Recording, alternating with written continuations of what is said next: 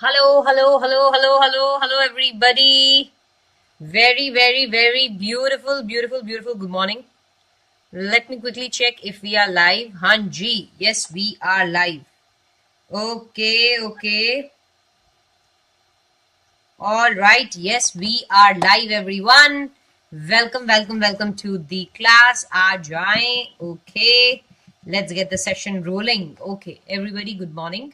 And कल हमने अपनी previous class में यूनिट नंबर 1 जो है उसे पढ़ा था. यूनिट नंबर 1 को हमने अपनी पिछली क्लास में कंप्लीट किया था और आज जो है वो हम यूनिट नंबर 2 को स्टार्ट करेंगे अपनी क्लास में, है ना. तो यूनिट नंबर 2 में बहुत सारे सेक्शंस हैं और वो सेक्शंस को हम इजी लैंग्वेज में कैसे फ्रेम कर सकते हैं वो भी मैं आपको बताने वाली हूँ. बिकॉज यूनिट नंबर 2 के अंदर जितने सेक्शंस हैं उनके ऊपर बहुत सारे सवाल आते हैं. मतलब मैक्सिमम अगर मैं बोलूं पार्टनरशिप एक्ट में जो आपको एग्जाम में क्वेश्चंस पूछे जाते हैं वो बहुत ज्यादा यूनिट नंबर 2 से भी पूछे जाते हैं. बिकॉज यूनिट नंबर 2 में बहुत सारे सेक्शंस है ना. तो अब इन सेक्शंस को बच्चों को ड्राफ्ट करना नहीं आता है. बहुत बार कई बार क्या होता है बच्चों को पता होता है कि यार क्या आंसर क्या है लेकिन उसको लिखना नहीं आता. तो आज ये जो सेक्शंस है वो मैं आपको इजी लैंग्वेज में भी बताने वाली हूँ कि कैसे आप इजी लैंग्वेज में सेक्शंस को फ्रेम कर सकते हो so that this unit becomes easy for you. Okay, तो आज हमारा मिशन क्या रहेगा? यूनिट नंबर 2 हमारा मिशन रहेगा. यस, रचिता, कल के होमवर्क की वीडियो अपलोड नहीं करी है आपने, नहीं की है. There is a reason behind it, मैं आपको एंड में बताऊंगी. Okay okay, all right everyone. तो आज अपना जो टारगेट है बेटा यूनिट नंबर 2 का टारगेट है. हो सकता है आज यूनिट नंबर 2 के एक आध कोई सेक्शन रह जाए पर उसके अलावा हम यूनिट नंबर 2 का मेजॉरिटी पोर्शन आज ही की क्लास में क्या करेंगे, खत्म करेंगे. ठीक है, ओके, चलिएगा. तो यूनिट नंबर 2 जैसे मैंने बोला very very very very very important for exam, ultra important for exams है बेटा. तो आप सबको मैं रिक्वेस्ट करती हूँ कि कहीं पे भी अगर आप मेरे साथ पढ़ रहे हो और आपको कोई भी सेक्शन में बेटा डाउट आता है कि मैडम ये क्या हुआ, मेरे को समझ में नहीं आया, तो आप बिंदास मेरे से वापस पूछ लेना. ठीक है, क्योंकि ये इंपॉर्टेंट सेक्शन है. मैम इट्स रचित, सॉरी. हाँ हाँ ठीक है बेटा, रचित हो रचिता हो कोई बात नहीं, जेंडर न्यूट्रल रहते हैं क्लास में. ठीक है, okay okay, all right. Ma'am what about audit? For audit के बहुत सारे डिविजन्स अपलोडेड है and this is CA foundation की class. Tamanna, I hope you know, आपने आई होप टाइटल पढ़ा है बेटा. ये सीए फाउंडेशन का क्लास है, अभी सीए इंटर का क्लास नहीं है. इंटर के लिए, ऑडिट के लिए ऑलरेडी बहुत सारे चैप्टर्स के वीडियोस अपलोडेड है, you can go watch it. Okay, चलिए, ऑल राइट एवरीबॉडी, चलो let's get the session rolling and let's get the session started. Start करते हैं आज के सेशन को. सभी बच्चे तैयार हो जाओ और अगर कोई डाउट हो तो प्लीज मुझसे पूछ लेना. चलो, यूनिट नंबर 2 बेटा, यूनिट नंबर 2 बहुत ही अच्छी यूनिट है, इंपॉर्टेंट यूनिट है और इजी यूनिट है. मतलब बोनस यूनिट है. इसमें से सवाल आ जाए तो अपना एकदम मस्त मजे से डांस वांस कर देना क्लास में. इतना इजी यूनिट है ये. और लिखना भी सीख जाओगे. हैंड रिटन नोट्स में मैं आपको दिखाते जाऊंगी कि कैसे सिंप्लीफाइड लैंग्वेज में कुछ कुछ चीजों को कैसे लिखा जाता है. ठीक है, आ जाओ. Unit number 2, everybody concentrate on the screen, let's get it rolling. Okay, unit number 2 में ये सारी चीजें जो आपको स्क्रीन पे दिख रही है ये पूरा हम यूनिट नंबर 2 में कवर करने वाले हैं. एक एक करके कवर करेंगे. ठीक है, तो पहले अपना सेक्शन क्या है बेटा? Section number 9. ये फर्स्ट सेक्शन है जो अपनी क्लास में अपने पढ़ने वाले हैं. सेक्शन नंबर 9 ये क्या कहता है? General duties of partner. Section number 9, section number याद करने की जरूरत है क्या? कतई जरूरत नहीं है. इंस्टीट्यूट आपसे एक्सपेक्ट नहीं करता कि आप एग्जाम में सेक्शन नंबर लिखकर आओगे. बट हाँ, अगर आपको याद है तो आप लिख सकते हो. पर अलग से आपको लगे मैडम मुझे याद नहीं हो रहा है, क्या जरूरी है क्या याद रखना? जरूरी नहीं है. इंस्टीट्यूट सीए फाउंडेशन लेवल पे आपसे सेक्शन नंबर एक्सपेक्ट नहीं कर रहा क्योंकि आप बहुत सारे एक्ट्स पढ़ने वाले हो और सभी एक्ट्स के सारे सेक्शन नंबर याद रखना पॉसिबल नहीं है. ठीक है, ओके. सेक्शन नंबर 9 बेटा क्या बात करता है? General duties of partners. कहता पार्टनर्स की, अब देखो एक फर्म में 4-5 पार्टनर्स हैं, उनकी क्या जनरल ड्यूटीज होती है? जनरल ड्यूटीज क्या होती है?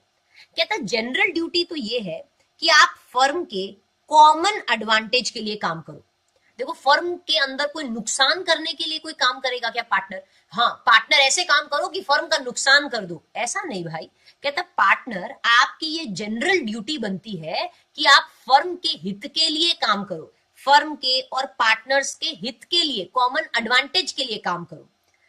और आपकी एक जनरल ड्यूटी बनती है कि आप क्या करो, गुड फेथ में काम करो। आप जो भी डीलिंग करो विद द अदर पार्टनर्स, आप सबका गुड फेथ देख के काम करो, मतलब to observe good faith in his dealings with the other partner. जब आप फर्म के काम को करते हो, दूसरे पार्टनर्स से डील करते हो, तो गुड फेथ में करो। मतलब ऐसा नहीं कि मैं उस पार्टनर को चकमा दे देता हूं, उस पार्टनर का पैसा छीन लेता हूं, नहीं, गुड फेथ में काम करना है। And to render to any partner और his legal representative full information of all things affecting the firm. कहता है अगर कोई पार्टनर या फिर पार्टनर का लीगल रिप्रेजेंटेटिव, मान लो एक पार्टनर मर गया तो उनका कोई लीगल रिप्रेजेंटेटिव है, उनके बच्चे बच्चे, कहता है आपको दूसरे पार्टनर को या उनके लीगल रिप्रेजेंटेटिव को पूरी इंफॉर्मेशन प्रोवाइड करनी है फर्म को लेकर, फर्म की चीजों को लेकर आपको दूसरे पार्टनर या मर गया पार्टनर तो उनके लीगल रिप्रेजेंटेटिव को पूरी इंफॉर्मेशन प्रोवाइड करनी है। ये तो आपकी जनरल ड्यूटी बनती है भाई। अरे कोई भी धंधा करोगे तो ये तो तुम्हारी जनरल ड्यूटी है कि कॉमन एडवांटेज के लिए काम करो, गुड फेथ में काम करो और आप पूरी इंफॉर्मेशन दो, बातों को छुपाओ मत। कोई दूसरा पार्टनर या उनका लीगल रिप्रेजेंटेटिव आपसे आकर कोई इंफॉर्मेशन मांगता है तो पूरी इंफॉर्मेशन आपको देनी पड़ेगी, ठीक है? ओके। कहता है where some of the accounts are kept by one of the partners he would be the proper person to explain and give full information about them. कहते हैं मान लो 4 पार्टनर्स है ए बी सी डी और सारे accounts ए के पास रहते हैं, तो ए, ये आपकी ड्यूटी बनती है कि बी सी डी को आप पूरी इंफॉर्मेशन प्रोवाइड करें, क्योंकि आप पूरा अकाउंट्स देखते हो। मान लो ए जो है चार्टर्ड अकाउंटेंट है, ए सारे अकाउंट्स को देखता है, तो ये ए आपकी ड्यूटी बनती है कि आप दूसरे पार्टनर्स को अकाउंट्स को लेकर पूरी इंफॉर्मेशन प्रोवाइड करें। सभी बच्चों को समझा? मैडम ये क्या है? बहुत ही सिंपल है।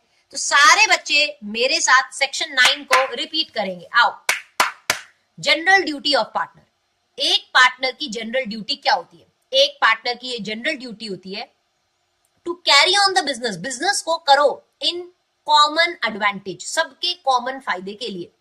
To act in good faith, भैया जी आप गुड फेथ में एक्ट करो, मैं उसको चकमा लगा देता हूं, चोरी कर लेता हूं, नहीं, गुड फेथ में काम करो, दूसरे पार्टनर्स के भी गुड फेथ में काम करो।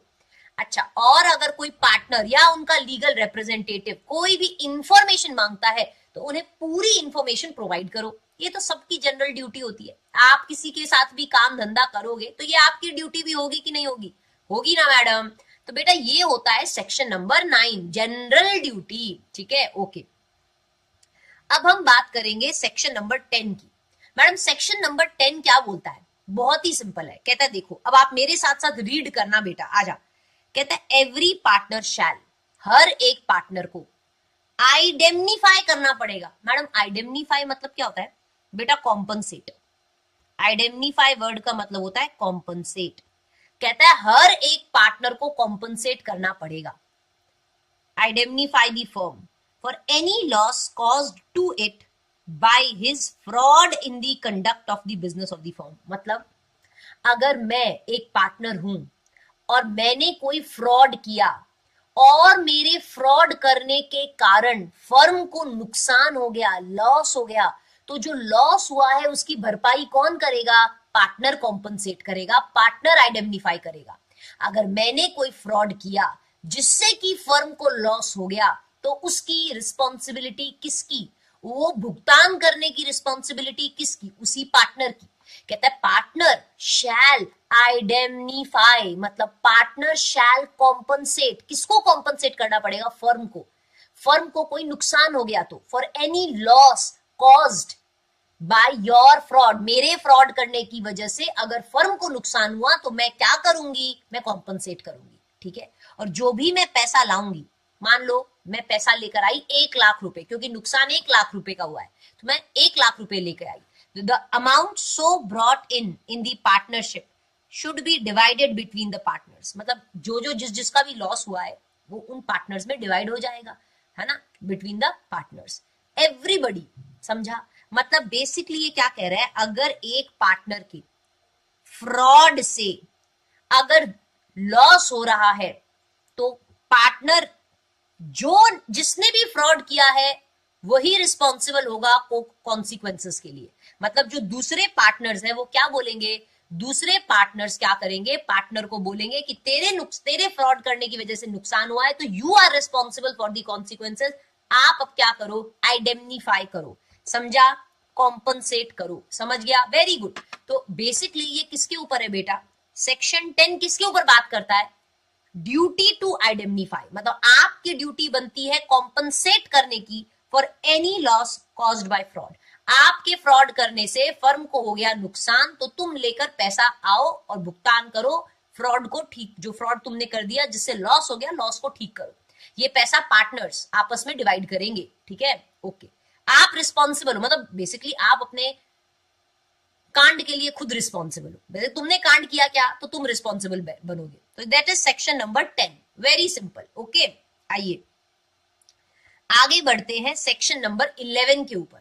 देखो सिंपल सी बात है, मैंने आपको कल भी बताया था, पार्टनरशिप स्टार्ट करने से पहले आप एक अग्रीमेंट एंटर करते हो जिसको बोलते हैं पार्टनरशिप डीड, बोलते हैं कि नहीं, मैंने आपको कल बताया था। देखो पार्टनरशिप हमेशा बाय अग्रीमेंट होता है, मतलब मैं तुम बैठ के पहले अग्रीमेंट एंटर करेंगे, वो अग्रीमेंट राइटिंग ओरल कैसा भी हो सकता है पर अग्रीमेंट होना जरूरी होता है।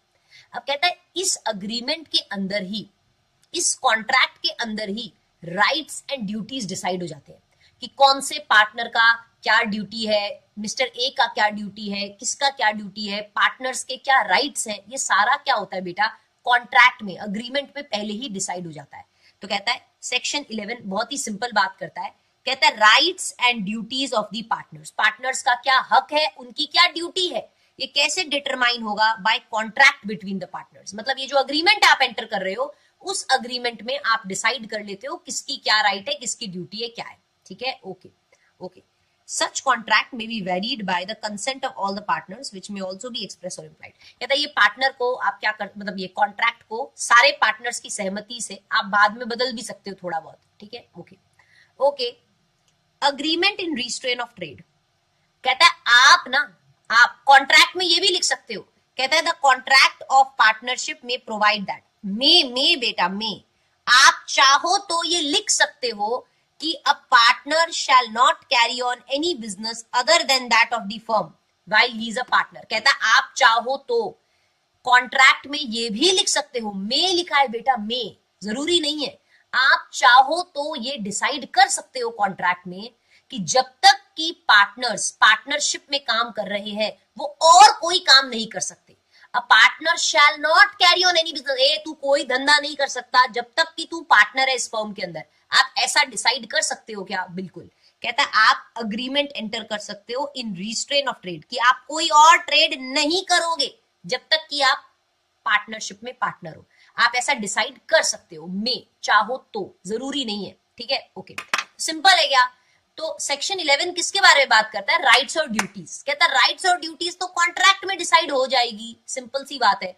आप कॉन्ट्रैक्ट में ये भी लिख सकते हो कि partner shall not carry on any business, partner कोई धंधा नहीं करेगा while he is a partner, जब तक पार्टनर हो। आप चाहो तो ये सारी चीजें कॉन्ट्रैक्ट में पहले ही लिखकर डिसाइड कर सकते हो, किसका क्या राइट है, किसकी क्या ड्यूटी है, कॉन्ट्रैक्ट में डिसाइड कर लो, ठीक है, सिंपल है, okay. That is section number.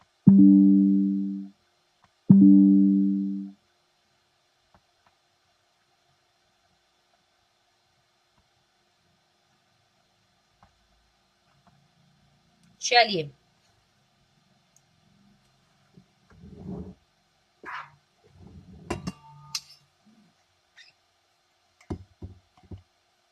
एक minute,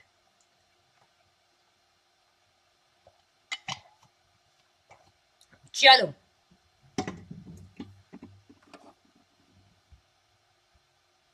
rights of the partner बेटा, पार्टनर्स का क्या राइट होता है। देखो जब आप बिजनेस करते हो, जब आप बिजनेस करते हो दैट मीन्स जब आप धंधा करते हो, बिजनेस करते हो, तो हर पार्टनर का कुछ ना कुछ राइट होता है क्या।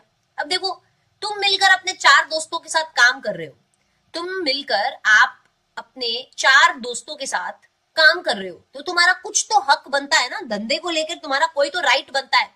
तो सेक्शन 12 बात करता है राइट्स ऑफ पार्टनर, पार्टनर का क्या राइट है। जब आप बिजनेस करते हो, बिजनेस कंडक्ट करते हो, मतलब जब धंधा कर रहे हो, तो तुम्हारा क्या राइट?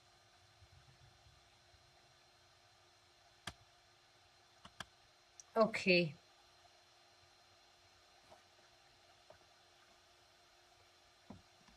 चलिए, आई थिंक थोड़ा इशू है, बट ठीक है, ओके, व्हाटएवर, कोई बात नहीं, थोड़ा सा इंटरनेट इशू है, whatever, will see. Okay, rights of the partner. सारे बच्चे बताओ, पार्टनर का क्या हक है? आप किसी पार्टनर को ये बोल सकते हो क्या, ए तू बिजनेस में काम नहीं कर सकता? नहीं, ये उसका राइट है to take part in the conduct of the business, ये उसका राइट है भाई। ओके, उसका राइट है to access inspect the books of the firm. अगर कोई पार्टनर चाहे कि अरे मैं फर्म की बुक्स को देखना चाहता हूं, तो आप मना कर सकते हो क्या, ए मिस्टर ए, आप बुक्स को नहीं देख सकते? नहीं, you have the right to access और inspect the books of the firm, to express opinion on differences arising as to the ordinary matters. देखो, मेरा अगर कोई ओपिनियन है, कोई ऑर्डिनरी मैटर है, मान लो कोई डिस्कस हो रहा है, तो मुझे बताओ, मेरा अगर कोई ओपिनियन है तो क्या मुझे कोई रोक सकता है क्या मेरा ओपिनियन देने के लिए? नहीं। तो ये कहता है हर पार्टनर का राइट है बिजनेस में पार्ट लेने का। हर पार्टनर का राइट होता है बेटा बुक्स को क्या करने का, बुक्स को एक्सेस करने का, बुक्स को देखने का, बुक्स को इंस्पेक्ट करने का हर पार्टनर का राइट है। और अपना ओपिनियन देने का भी राइट है। अगर मैं कुछ बोलना चाहती हूं तो मुझे मुंह बंद थोड़ी कराया जाएगा कि नहीं तुम कुछ नहीं बोल सकते। नहीं, मैं बुक्स को देख भी सकती हूँ, बिजनेस में काम भी कर सकती हूँ, मेरा ओपिनियन भी देख सकती हूँ, ठीक है, वो मेरा ओपिनियन भी दे सकती हूँ। एवरी पार्टनर इज बाउंड, मतलब हर पार्टनर की ड्यूटी बनती है क्या, to act diligently to his duties in the conduct of the business. Every partner की बेटा ये ड्यूटी है कि आप काम को डिलिजेंटली करो। डिलिजेंटली मतलब अलर्ट होके करो। मतलब मैं कोई काम को बस ऐसे ही कर देती हूँ करने के लिए नहीं, पार्टनर ये तुम्हारी ड्यूटी बनती है क्या, टू एक्ट डिलिजेंटली। आप काम को बिल्कुल अलर्ट होके, अपने पूरे केयर को यूज करके आप एकदम पूरा अलर्ट होके काम को करो, आपकी ये ड्यूटी बनती है, ठीक है। आप ऐसे ही बैठे बैठे कोई भी ऐसे ही कोई डिसीजन ले लेते हो केयर फ्री होके, to attend diligently to his duties, आपका जो भी काम है आप अलर्ट रह के करो, ठीक है। और कहता है in the event of death of any partner, अगर कोई पार्टनर मर जाए तो लीगल रिप्रेजेंटेटिव और हियर और authorised agents shall have the right to access inspect the books. अगर मान लो कोई पार्टनर मर गया तो उसके लीगल रिप्रेजेंटेटिव के पास भी ये हक है कि वो क्या कर सके, बुक्स को एक्सेस कर सके, बुक्स को इंस्पेक्ट कर सके। समझा एवरीबडी? बहुत ही सिंपल है। That is your section number 12। Okay, Kavya Prajapati बेटा यू कैन लीव अगर आपको इंग्लिश में अगर आप पढ़ना चाहते हो, बिकॉज ये क्लास हिंदी में है। काव्या आई होप आपको शुरुआत से पता है this batch also is in Hindi, ये बैच पूरा हिंदी में है। तो अगर आपको हिंदी में थोड़ी प्रॉब्लम है तो आप अभी के लिए कोई क्लासेस जो इंग्लिश में है उसे रेफर कर सकते हो, because this batch specifically is in Hindi, ठीक है। तो I can't take this batch in English, है ना। ओके चलो एवरीबडी, सेक्शन नंबर 12 समझा बेटा? तो मेरे साथ सारे बच्चे रिपीट करेंगे सेक्शन 9, 10, 11, 12, चारों सेक्शन आप क्या करोगे मेरे साथ रिपीट करोगे। आ जाओ 9, 10, 11, 12 एवरीबडी। बहुत ही सिंपल है, बहुत ही इजी है। सेक्शन नंबर 9 किसके बारे में बात कर रहा था, जल्दी जल्दी बोल दो। चलो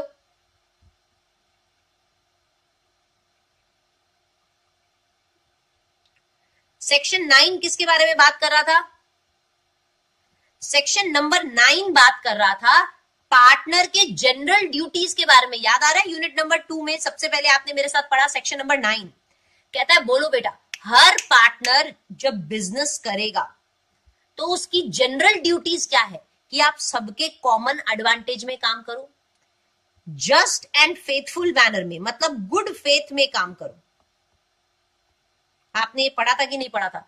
हर पार्टनर का जब पार्टनर बिजनेस करेगा, partner should carry on the business. Partner जब बिजनेस करे तो सबके कॉमन हित के लिए करे, गुड फेथ में करे, मतलब to be just and faithful and provide all the information to other partner. अगर कोई दूसरा पार्टनर इंफॉर्मेशन मांगे तो पूरी इंफॉर्मेशन दो। तो this is your section number 9। Common advantage में करो, गुड फेथ में करो एंड सारी इंफॉर्मेशन सारे पार्टनर्स को दो।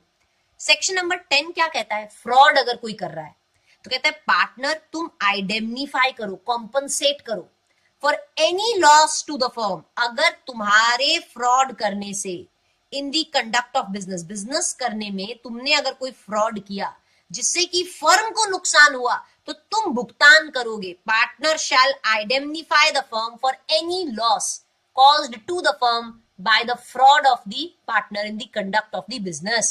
So this is your section number 10 बेटा. मैडम सेक्शन नंबर 11 क्या बोलता है? क्या बोला था? पार्टनर्स अपने म्यूचुअल राइट्स और ड्यूटीज को कॉन्ट्रैक्ट में डिसाइड कर सकते हैं. Partners can decide mutual rights and duties by contract between them. कहता है आपस में कॉन्ट्रैक्ट में आप म्यूचुअल राइट्स और ड्यूटीज को डिसाइड कर दो. कहता है ऐसे कॉन्ट्रैक्ट में आप ये भी लिख सकते हो क्या कि partner shall not carry on business, partner कोई और धंधा नहीं करेगा while he is the partner. कहता है आप म्यूचुअली आपस में सब डिसाइड कर सकते हो. कहता है आप ये भी लिख सकते हो कि पार्टनर और कोई धंधा नहीं करेगा while he is the partner. जब तक आप पार्टनर हो तब तक कोई और काम नहीं करोगे. सेक्शन 11 कहता है ये आप डिसाइड कर सकते हो. सिंपल है. ओके, अब आ जाओ सेक्शन नंबर 12. आपने अभी अभी पढ़ा rights of the partner. Partner का राइट क्या होता है? पार्टनर का हक है धंधा करना, to participate in the conduct of business. अरे भाई मैं हाथ पे रख के हाथ थोड़ी बैठी रहूंगी. मेरा ये राइट है कि मैं बिजनेस में काम करूं. मेरा ये राइट है कि मुझसे कंसल्ट किया जाए, मुझसे पूछा जाए. Right to consult. जैसे अगर कोई ऑर्डिनरी मैटर्स होते हैं बेटा, धंधे में कुछ मैटर्स ऑर्डिनरी मैटर्स होते हैं, वो तो देखो जैसे मेजॉरिटी पार्टनर्स डिसाइड करेंगे वैसे ही हो जाएगा. जैसे कि इससे माल खरीदें कि नहीं, फलाने को माल बेचें कि नहीं, इस रेट पे माल खरीदें कि नहीं, ये सब तो ऑर्डिनरी मैटर्स हैं. ये सारे मैटर्स जैसा मेजॉरिटी पार्टनर्स डिसाइड करते हैं वैसा ही होता है. पर अगर मान लो कोई बड़ा मैटर है, जैसे कि बिजनेस का नेचर ही आप बदल रहे हो. पहले आप फलानी मिस्टर लेट्स से पहले आप प्रोडक्ट एक्स में डील कर रहे थे, अब आप प्रोडक्ट वाई के साथ भी डील करना चाहते हो. तो कहता है बिजनेस का अगर नेचर बदल रहा है, बड़ा बदलाव हो रहा है, तो सारे पार्टनर्स का कंसेंट जरूरी होता है. ऑर्डिनरी मैटर्स पे तो जैसा मेजॉरिटी डिसाइड करेगी हो जाएगा. लेकिन ऐसे मैटर्स जहां बिजनेस का नेचर बदल रहा है, change in the nature of business, तो सभी पार्टनर्स का कंसेंट क्या होता है? इंपॉर्टेंट होता है. तो ये कहता है राइट टू कंसल्ट. हर पार्टनर का ये हक है कि उससे कंसल्ट किया जाए, उससे पूछा जाए. हर पार्टनर का हक है कि वो बुक्स को क्या कर सके? एक्सेस कर सके, और उसके मरने पर उसके लीगल रिप्रेजेंटेटिव को बुक्स का एक्सेस दिया जाए. समझा क्या? अगर मैं मर गई तो मेरे लीगल रिप्रेजेंटेटिव को बुक्स का एक्सेस मिलना चाहिए. Rights of the partners. Everybody बता दो, समझा? यहां तक सारे बच्चे बताएंगे. Everybody understood? ग्लास भी नहीं है. हाँ,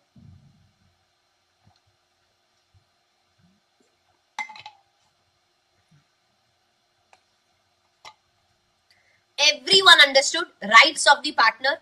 किसी को कोई भी दिक्कत? राइट क्या होता है? हक मेरा क्या है कि मैं धंधे में पार्टिसिपेट करूं, मुझे सारी बुक्स दिखाई जाए, मुझसे पूछा जाए. ऑर्डिनरी मैटर्स है तो चलो मेजॉरिटी से डिसाइड हो जाएंगे, पर अगर बिजनेस का नेचर बदल रहा है तो भैया सबका कंसेंट लेना जरूरी होता है. और अगर कहीं मैं मर गई तो भाई मेरे लीगल रिप्रेजेंटेटिव के पास ये राइट होना चाहिए कि वो बुक्स को देख सके. मेरे मरने के बाद मेरे बच्चे लोग बुक्स को एक्सेस करेंगे कि नहीं करेंगे, तो आपको दिखाना पड़ेगा. तो this is your section number 12. Everybody understood? चलिए, very good, very very nice. बाकी के बच्चे सबको समझ रहा है? चलो, ओके. इसको वैसे तो हमने पढ़ लिया है, लेकिन मैं ये राइट टू बी कंसल्टेड को एक बार आप यहां से भी पढ़ लेंगे. राइट टू बी कंसल्टेड, देखो आपके 4 राइट्स आपने पढ़े. Right to participate in the conduct of the business. Second right क्या था? Right to be consulted.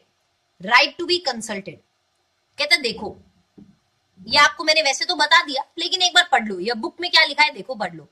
कहता देखो, where any differences arises between the partners. अगर पार्टनर्स में बिजनेस को लेकर कोई डिफरेंसेस आते हैं, कोई देखो 4 लोग मिलकर काम करेंगे तो कहीं ना कहीं कोई डिफरेंस तो आएगा ही.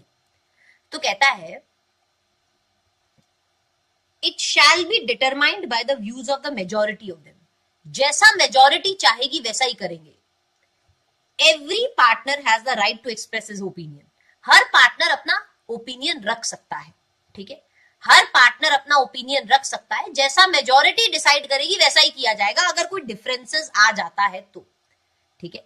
Where there is no change in the nature of the business of the firm can be made without the consent of all the partners. कहता है देखो, अगर कोई ऑर्डिनरी मैटर वाला काम है जहां बिजनेस का नेचर वगैरह नहीं बदल रहा, तो ऐसे केस में जैसा मेजोरिटी डिसाइड करेगी वैसा हो जाएगा।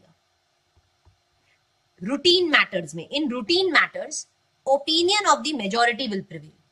पर अगर मान लो बिजनेस का नेचर बदल रहा है, अगर बड़ा बदलाव हो रहा है, बिजनेस का नेचर बदल रहा है, तो सभी पार्टनर्स का कंसेंट लगेगा, जैसे मैंने आपको बोला, ठीक है। In such a case the unanimous consent of partner is needed. समझा? मतलब राइट टू बी कंसल्टेड, देखो हर पार्टनर को हक है अपना ओपिनियन देने का, right. In case of any differences in the opinion, अगर मान लो कोई डिफरेंस आ जाए पार्टनर्स के बीच में बिजनेस को लेके, तो अगर कोई रूटीन नेचर वाला ऑर्डिनरी मैटर है तो वो तो मेजोरिटी जैसा बोलेगी वैसा ही कर लेंगे। पर अगर रूटीन नेचर का नहीं है, मान लो बिजनेस का नेचर बदल रहा है, कोई बड़ा बदलाव हो रहा है, then consent of all the partner is required, ठीक है। तो ये क्या हो गया बेटा, राइट पार्टनर का। ये तो आपको पता ही है, right to access, every partner is entitled to access books of the firm and to inspect the books of the firm. मतलब हर पार्टनर का, चाहे आप एक्टिव पार्टनर हो चाहे आप स्लीपिंग पार्टनर हो, सबका हक है बुक्स को इंस्पेक्ट करने का।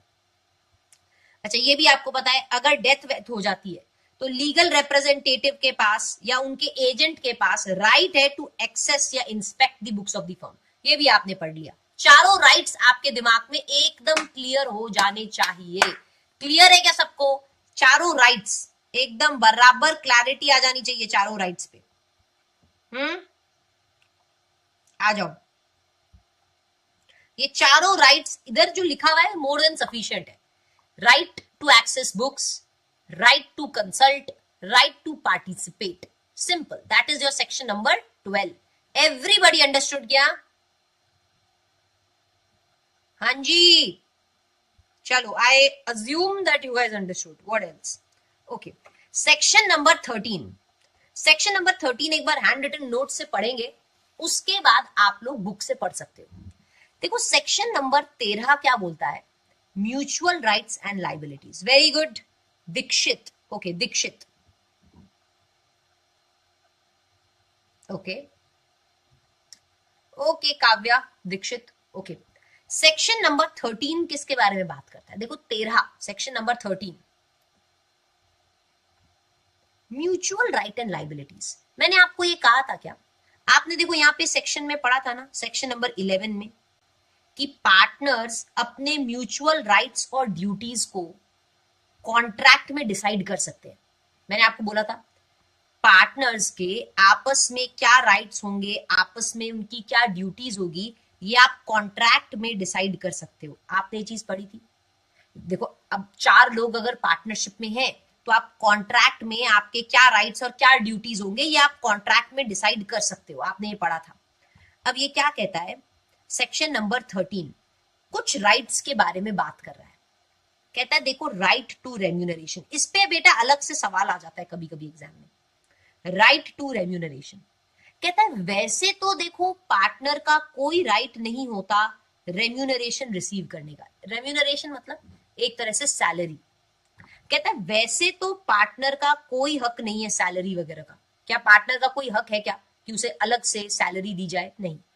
पार्टनर को प्रॉफिट का शेयर जरूर मिलता है।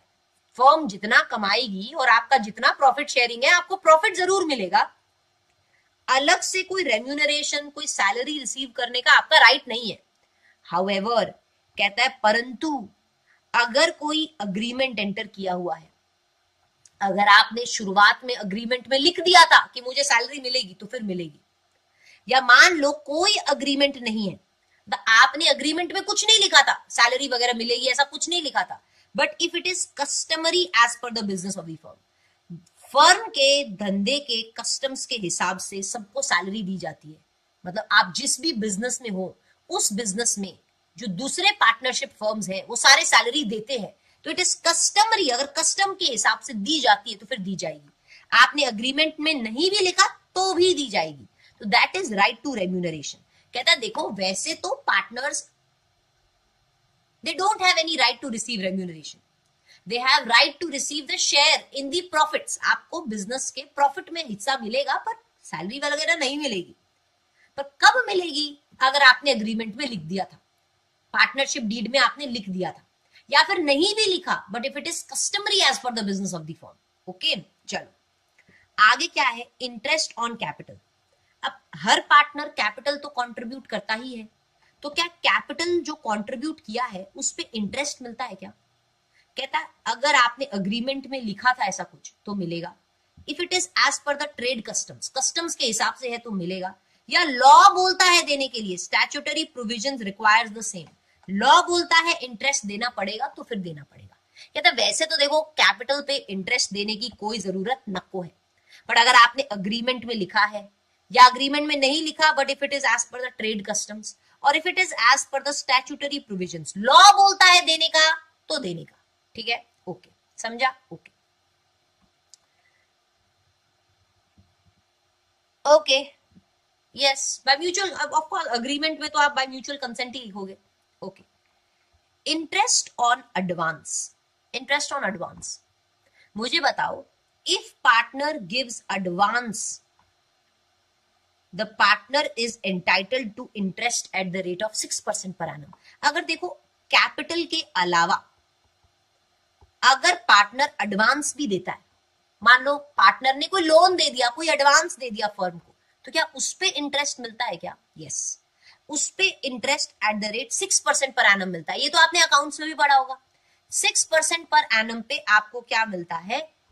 इंटरेस्ट मिलता है अगर आप एडवांस देते हो तो। ठीक है, ओके। उसके बाद क्या है, राइट टू बी आइडेंटिफाइड, मतलब if partner makes payment for firm in the ordinary course of business, right to be identified, partner का हक है बेटा। अगर पार्टनर कोई पेमेंट करता है, देखो कोई काम करना था, पार्टनर ने क्या कर दिया बेटा? पेमेंट कर दिया। In the ordinary course of business, firm के काम धाम के लिए अगर मैंने पेमेंट कर दी तो फर्म आपको मुझे लौटानी तो पड़ेगी ना। मेरे को एक बात बताओ, मैं पार्टनर हूं, अब तुरंत कोई पेमेंट करनी थी, कोई मान लो हमने परचेजेस किए थे, उसकी पेमेंट करनी थी, मैं वहां खड़ी थी, मैंने पेमेंट कर दी, तो क्या फर्म अब मुझे पैसा देगी क्या? Yes, I have right to be identified, मेरा ये हक है कि मुझे कॉम्पनसेशन मिले जो पेमेंट मैंने किया है। आइडेंटिफिकेशन का मीनिंग इन हिंदी बेटा कॉम्पनसेट करना, मेरा हक है कि मुझे भुगतान किया जाए। पहले भी काव्या बेटा ध्यान किधर है, पहले भी मैं आइडेंटिफाइड का मतलब बता चुकी हूँ। भुगतान हिंदी में अगर आपको चाहिए भुगतान करना, या इंग्लिश में आपको सिनोनिम चाहिए तो कॉम्पनसेट करना। ठीक है, राइट टू बी आइडेंटिफाइड मतलब मेरा ये हक है कि वो मुझे पैसा मिले, जो पैसा मैंने पे कर दिया in the ordinary course of business वो उतना मुझे मिले। ठीक है, okay. A partner must identify the firm for any loss caused by willful neglect. बेटा अगर पार्टनर के निग्लेक्ट की वजह से फर्म को कोई नुकसान हो गया तो partner must identify the firm. समझा? कहता पार्टनर तुमने निग्लेक्ट किया, तुमने कोई मान लो गलत काम किया, तुमने निग्लेक्ट करके काम किया, तुमने अच्छे से काम नहीं किया, उससे फर्म को अगर लॉस हो गया तो तुमको पैसा फर्म को देना पड़ेगा। A partner must compensate the firm, a partner must give money to the firm, must identify the firm for any loss caused by the willful neglect of the partner. Okay? और कहता है right to share profit and loss. कहता है वैसे तो देखो आप profit और लॉस को इक्वली शेयर कर लो अगर कोई अग्रीमेंट नहीं है, पर हाँ अगर आपने अग्रीमेंट में कोई प्रॉफिट रेशियो डिसाइड किया है तो फिर उसमें होगा। सिंपल है। कहता है देखो वैसे तो देखो क्या है, अगर आप अग्रीमेंट में कुछ भी डिसाइड नहीं करते तो सभी पार्टनर में इक्वली प्रॉफिट और इक्वली लॉस शेयर कर दो, पर हाँ अगर आपने कुछ अग्रीमेंट में डिसाइड किया है तो फिर वैसे डिवाइड होगा। सिंपल है। ओके सारे बच्चे, तो हमने अभी क्या पढ़े? राइट्स के बारे में पढ़ा, that is your section number 13 कि रेम्यूनरेशन मिलेगा कि नहीं, इंटरेस्ट ऑन कैपिटल कब मिलेगा, इंटरेस्ट ऑन एडवांस कितना मिलेगा, अगर पार्टनर कोई पेमेंट कर देता है तो फिर पार्टनर को वो पैसा मिलेगा फर्म से, या अगर पार्टनर के निग्लेक्ट की वजह से फर्म को कोई लॉस हो जाता है तो पार्टनर को फर्म को पैसा देना पड़ेगा। राइट टू शेयर प्रॉफिट या loss equally if no agreement has been executed, अगर कोई अग्रीमेंट नहीं किया तो फिर इक्वली प्रॉफिट और लॉस डिवाइड होता है। एवरीबडी, वेरी सिंपल बेटा. तो this is your section number 13. Okay, आओ इधर. अब अपने बुक से भी एक बार पढ़ लेते हैं. ओए, वेरी वेरी सिंपल. देखो, सेक्शन नंबर 13 किसके बारे में बात करता है? म्यूचुअल राइट्स एंड लाइबिलिटीज, जो मैंने आपको भी इजी लैंग्वेज में पढ़ा दिया था. देखो, हैंड रिटन नोट्स में तो तुमने इजी लैंग्वेज में पढ़ लिया ना. अब पढ़े, बुक की लैंग्वेज में पढ़े. चलो, सेक्शन 13, राइट टू रेम्यूनरेशन. मैंने आपको क्या बोला? नो पार्टनर, किसी भी पार्टनर, कोई भी पार्टनर एंटाइटल्ड नहीं है रेम्यूनरेशन के लिए in addition to his share in the profit of the firm. कहता है आपको सिर्फ रेम्यूनरेशन मिलेगा, सॉरी, आपको सिर्फ प्रॉफिट का शेयर मिलेगा, आपको रेम्यूनरेशन वगैरह नहीं मिलेगा. पीडीएफ कब मिलेगी दीक्षित? अगर आपने क्लासेस ले ली है बेटा तो फिलहाल तो मिल जानी चाहिए. मैंने कल ही टीम को बोला था पीडीएफ भेजने के लिए. अगर आपने क्लास में एनरोल कर लिया है तो आपको पीडीएफ मिल गया होगा. नहीं मिला तो मुझे बताना. अगर आपने एनरोल कर लिया और अभी भी नहीं मिला है पीडीएफ तो मुझे बताना, मैं टीम को बोलूंगी आपको देने के लिए. ठीक है, ओके. कहता है वैसे तो पार्टनर को सिर्फ प्रॉफिट का हिस्सा मिलने का एंटाइटलमेंट होता है, रेम्यूनरेशन वगैरह नहीं मिलता है. बट हाँ, अगर आपने एक्सप्रेस अग्रीमेंट, अगर अग्रीमेंट में कुछ डिसाइड किया तो फिर आपको क्या मिलेगा? रेम्यूनरेशन भी मिलेगा. और if it is customary to pay remuneration for conducting the business, या जिस भी धंधे में तुम हो उस धंधे के कस्टम्स के हिसाब से अगर रेम्यूनरेशन दिया जाता है पार्टनर को तो फिर दिया जाएगा. Even if in the absence of contract, आपने अगर अग्रीमेंट में नहीं भी लिखा, अगर आपने अग्रीमेंट में नहीं भी लिखा, अगर तुमने अग्रीमेंट में डिसाइड नहीं भी किया, लेकिन इफ इट इज कस्टमरी तो मिलेगा भैया. आपने अग्रीमेंट में डिसाइड किया था क्या मिलेगा रेम्यूनरेशन, तो फिर मिलेगा. या फिर अगर if it is as per the customs, customs के हिसाब से मिलता है तो फिर भी मिलेगा. तो that is your section number 13 जो मैंने आपको अभी अभी नोट से पढ़ाया. Okay, right to share profit. कहता है देखो,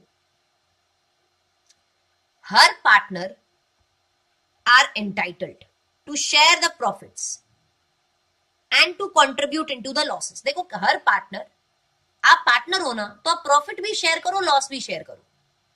कहता है profit and losses are shared equally in the absence of an agreement. अगर आपने अग्रीमेंट में कुछ भी डिसाइड नहीं किया है तो फिर आप इक्वली क्या करो? शेयर करो.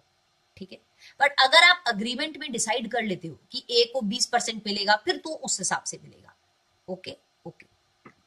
कहता है where there is any agreement, अगर पार्टनर्स के बीच में कोई अग्रीमेंट है तो फिर उस हिसाब से मिलेगा. अगर आपने कुछ डिसाइड नहीं किया तो इक्वली मिलेगा. ठीक है, ओके. कहता है देयर इज नो कनेक्शन, कोई कनेक्शन नहीं है. ऐसा होता है कि मैडम, ऐसा होता है कि जिसने ज्यादा कैपिटल दिया है उसको ज्यादा पैसा मिलता है. ऐसा होता है क्या मैडम, जिसने ज्यादा कैपिटल दिया उसको ज्यादा प्रॉफिट मिलेगा, ऐसा होता है क्या? कहता है नहीं, there is no connection between share of profit and proportion in which capital is contributed. कहता है ऐसा नहीं होता कि जिसने ज्यादा कैपिटल दिया है उसको ज्यादा शेयर ऑफ प्रॉफिट मिलेगा. कहता है उसका कोई कनेक्शन नहीं है. आपस में आप अग्रीमेंट में डिसाइड कर सकते हो, और अगर कुछ डिसाइड नहीं किया तो इक्वली शेयर हो जाएगा. फिर that is your 13B. 13C किसके बारे में बात करता है? Interest on capital. मैंने बोला ना, वैसे तो कैपिटल पे इंटरेस्ट नहीं मिलता, लेकिन कब मिलेगा? कहता है provided there is an express agreement to that effect. अगर आपने कोई अग्रीमेंट में लिखा, या if it is customary as per the trade, trade के कस्टम्स के हिसाब से है, या फिर statutory provisions requires the same. Statutory provision, law बोलता है देने के लिए कैपिटल पे इंटरेस्ट तो मिलेगा, या कस्टम के हिसाब से तो मिलेगा. अगर आपने एक अग्रीमेंट में लिख लिया तो फिर मिलेगा. That is interest on capital. ठीक है, ओके. इंटरेस्ट ऑन एडवांस, ये तो मैंने आपको बोला ही था.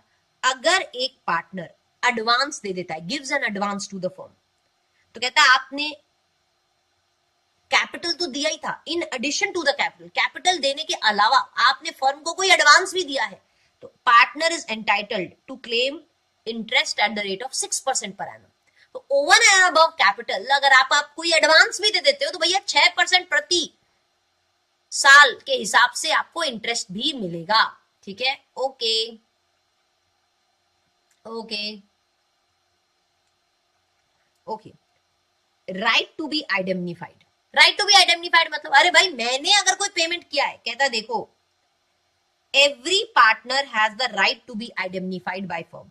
फर्म फर्म आपको पार्टनर को पैसा देना पड़ेगा। फर्म पार्टनर को पैसा दो। अगर पार्टनर ने कोई पेमेंट किया है, एनी पेमेंट मेड या any liabilities incurred in the ordinary course of the business, in the ordinary and proper conduct of the business. देखो बिजनेस को चलाने के लिए या ऑर्डिनरी कोर्स ऑफ बिजनेस में अगर मैंने फर्म को चलाने के लिए कोई पेमेंट वगैरह की है, मेड एनी पेमेंट और incurred any liability in the ordinary course of business, बेटा फर्म के धंधे को चलाने के लिए मैंने अगर कोई पेमेंट कर दी तो फर्म तुम मुझे वो पैसा दोगे कि नहीं दोगे? ऑफ कोर्स दोगे, मेरा राइट है रे भाई, मेरा हक है, मुझे दो। अच्छा अच्छा, ये वाला जो पॉइंट है ये हम नीचे पढ़ेंगे, ये अभी नहीं पढ़ेंगे।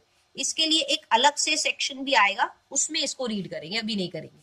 ओके, एग्जाम्पल के साथ मैं आपको पढ़ाऊंगी। Okay, right to identify the firm, और ये क्या कहता है? A partner must identify the firm. Partner आपको देना पड़ेगा पैसा फर्म को अगर फर्म को कोई लॉस हो जाता है by the willful neglect in the conduct of the business. Firm के धंधे में in the conduct of the business, firm के कामकाज में तुम्हारे जान, विलफुल मतलब क्या होता है बेटा? विलफुल जान बूझकर, अच्छा मेरे को हिंदी, गॉड एक तो हिंदी लिखना वीक है, क्या करे? जान बूझकर, विलफुल मतलब जानबूझकर, विलफुल मतलब जानबूझकर, जानबूझकर अगर मैंने कोई निग्लेक्ट किया है, जानबूझकर मैंने कोई गलत निग्लेक्ट कर दिया, जानबूझकर मैंने केयरलेसली काम कर दिया, उसकी वजह से लॉस हो गया बेटा, तो मेरे को पैसा चुकाना पड़ेगा। Partner must identify the firm. ठीक है, ओके बेटा, स्पैमिंग नहीं करनी है, ब्लॉक कर देगी टीम। स्पैम मत करो, चलो स्पैम करने से टीम ब्लॉक कर देती है पीछे से।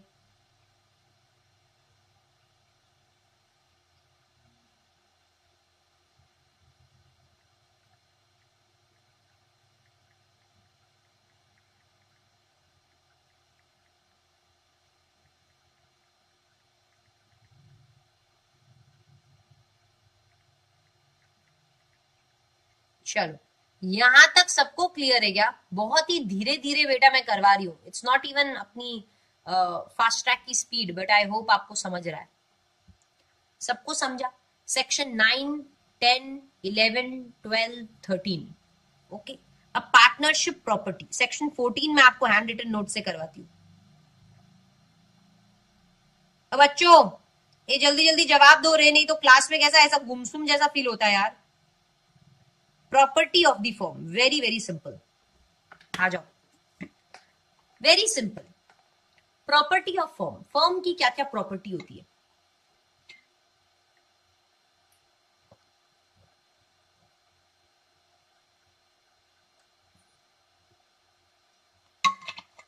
मुझे एक बात बताओ, फर्म की प्रॉपर्टी मतलब क्या? सेक्शन 14 बात कर रहा है प्रॉपर्टी ऑफ फर्म, फर्म की क्या प्रॉपर्टी होती है? बहुत सिंपल है, फर्म की क्या प्रॉपर्टी होती है? What is the property of the firm? कहते हैं देखो, कॉमन स्टॉक। कॉमन स्टॉक मतलब क्या होता है? लेट्स से 4 पार्टनर है, PQRS। P बेटा 1 लाख रुपया लेकर आया फर्म में, Q भी 1 लाख रुपया लेकर आया, R भी 1 लाख रुपया लेकर आया, S भी 1 लाख रुपया लेकर आया। ये क्या है? कैपिटल जो पार्टनर्स लेकर आए हैं। तो टोटल कैपिटल कितना हुआ? 4 लाख। ये होता है कॉमन स्टॉक, इसे हम क्या कहते हैं? Common stock. मतलब पार्टनर्स जो कैपिटल लेकर आए हैं 4 लाख, इसे हम क्या कहते हैं? Common stock. तो कहते हैं फर्म की प्रॉपर्टी क्या होती है? कहता है कॉमन स्टॉक से, मतलब इस 4 लाख से अगर आपने कोई प्रॉपर्टी खरीदी, कोई राइट या कोई इंटरेस्ट अक्वायर किया है, तो वो फर्म की प्रॉपर्टी मानी जाएगी। कहता है ये जो कॉमन स्टॉक है ना 4 लाख रुपया का, कहता है इस 4 लाख से अगर आपने कोई प्रॉपर्टी, राइट या इंटरेस्ट अक्वायर किया है, तो वो किसकी प्रॉपर्टी मानी जाएगी? फर्म की प्रॉपर्टी। कहता है all property, right, interest acquired in the ordinary course of business. अब धंधा को चलाने के लिए, बिजनेस को चलाने के लिए अगर आपने कोई प्रॉपर्टी, राइट, इंटरेस्ट अक्वायर किया है तो वो भी फर्म की प्रॉपर्टी है। देखो, बिजनेस रन करने के लिए हो सकता है आपने कोई प्रॉपर्टी, राइट, इंटरेस्ट अक्वायर किया हो, तो वो किसकी प्रॉपर्टी मानी जाती है? फर्म की। और गुडविल भी किसकी प्रॉपर्टी मानी जाती है? फर्म की। मतलब जब आप फर्म में मेहनत करते हो, काम करते हो, तो फर्म की एक रेप्यूटेशन बिल्ड होती है, गुडविल जिसको हम कहते हैं। ये गुडविल से आप प्रॉफिट्स कमाते हो। जब एक ब्रांड बन जाता है तो उससे बहुत प्रॉफिट्स आप कमाते हो। तो ये गुडविल किसकी होती है? हालांकि मेहनत तो पार्टनर्स ने की है, लेकिन पार्टनर्स की नहीं होती गुडविल बेटा। गुडविल किसकी बनती है? फर्म की होती है। तो फर्म की प्रॉपर्टी क्या है? गुडविल। तो क्या कह रहा है? प्रॉपर्टी क्या क्या होती है फर्म की?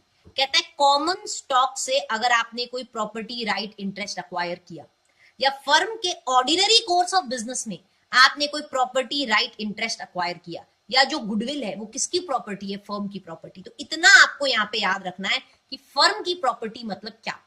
फर्म की प्रॉपर्टी मतलब कॉमन स्टॉक से खरीदा हुआ प्रॉपर्टी, राइट, इंटरेस्ट, या ऑर्डिनरी कोर्स ऑफ बिजनेस में खरीदा हुआ प्रॉपर्टी, राइट, इंटरेस्ट या गुडविल। ये तीनों चीजें क्या है? Property of the firm, firm का प्रॉपर्टी है। जैसे आपके पापा की क्या प्रॉपर्टी है, या आपके दादा की क्या प्रॉपर्टी है?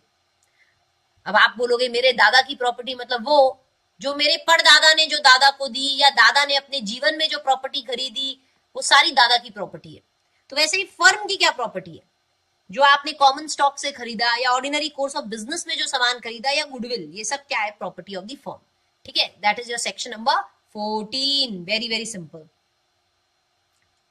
और सेक्शन नंबर 15 एक छोटी सी बात कहता है, फर्म की प्रॉपर्टी को एक्सक्लूसिवली आप होल्ड करो, यूज करो for the purpose of the firms business. कहता है फर्म की प्रॉपर्टी को आप रखो और यूज करो सिर्फ और सिर्फ फर्म के बिजनेस के लिए। That is section number 15।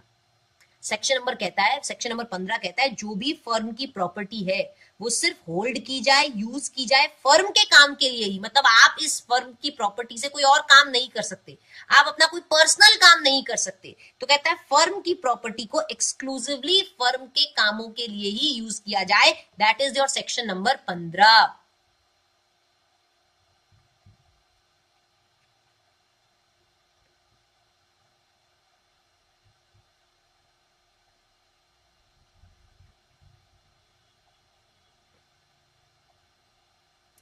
Ma'am ये जो आप सेक्शन पढ़ा रहे हो क्या वेरी वेरी इंपॉर्टेंट है? सॉरी मैम, आपने बोला होगा पहले, तो मुझे पता नहीं क्यों मैं बाद में ज्वाइन। नहीं, ये ऐसा इंपॉर्टेंट नहीं है मतलब इसमें ऐसा कुछ नहीं है कि कुछ ज्यादा इंपॉर्टेंट है या कुछ लेस इंपॉर्टेंट है। ये सब आपके स्टडी मटेरियल में लिखा हुआ है, ये सब आपके पार्टनरशिप एक्ट में लिखा हुआ है। तो सारे सेक्शन ही इंपॉर्टेंट है बेटा।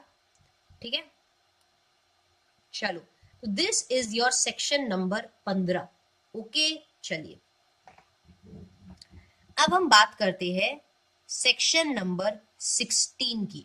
Very very important section number 16 important है, इस पे कई सारे सवाल भी आते हैं, तो आप मेरी बात ये ध्यान से सुनना। सेक्शन नंबर 16 कहता है if any profit earned by the partner. Section number 16 आपने क्या पढ़ा अभी? 14 पढ़ लिया, फर्म की प्रॉपर्टी क्या है, फर्म की प्रॉपर्टी को फर्म के लिए ही यूज करना है, वो भी देख लिया। सेक्शन नंबर 16 देखना बेटा, क्या कहता है? If any profit is earned bye partner, अगर पार्टनर कोई प्रॉफिट कमा रहा है from any transactions of the firm, आप फर्म के साथ ही ट्रांजैक्शंस कर करके, फर्म को ही ऊंचे भाव में माल बेच बेच के, या फर्म की प्रॉपर्टी को यूज करके, या फर्म के बिजनेस कनेक्शंस को यूज करके अगर कोई पार्टनर प्रॉफिट कमा रहा है, मतलब अगर आप कोई सीक्रेट प्रॉफिट अर्न कर रहे हो, कैसे? फर्म को ही ऊंचे भाव में सामान चिपका के, या फर्म के ही बिजनेस कनेक्शंस को यूज करके, या फर्म की ही प्रॉपर्टी यूज करके अगर आप कोई भी तरह का प्रॉफिट कमा रहे हो तो आपको ये प्रॉफिट फर्म को देना पड़ेगा। मतलब आप ऐसा नहीं कर सकते। सेक्शन नंबर 16 क्या बोलता है? ए पार्टनर ज्यादा होशियार बनता है क्या रे तू? तुम फर्म के साथ ट्रांजैक्शंस करके, या तुम फर्म की प्रॉपर्टी को यूज करके, या तुम फर्म के बिजनेस कनेक्शन को यूज करके कोई पैसा कमा रहे हो, तो ये पैसा तुम्हारा नहीं है, ये पैसा तुम्हें फर्म को देना पड़ेगा। एंड उसी के साथ साथ अगर कोई पार्टनर वो सेम बिजनेस करता है जो बिल्कुल कंपीटिंग नेचर का हो फर्म के साथ, मतलब फर्म भी वही काम कर रही है, तुम अलग से वही काम चालू कर दिए, तो अगर कोई पार्टनर कोई कंपीटिंग नेचर का काम करता है फर्म के साथ, तो आपको फर्म को सारा प्रॉफिट देना पड़ेगा, pay to firm all profit if partner carries on same business competing to that of firm. आप फर्म के कंपटीशन, फर्म जो काम करती है तुम अलग से वही काम करने लगे और तुम पैसा कमा रहे हो, तो ये पैसा तुम्हें फर्म को ही देना पड़ेगा। That is your section number 16। चलो इसके ऊपर एक क्वेश्चन करवाती हूँ तुमको। सेक्शन नंबर 16 पे आपको एक क्वेश्चन भी कराया जाए, चलिए देखते हैं।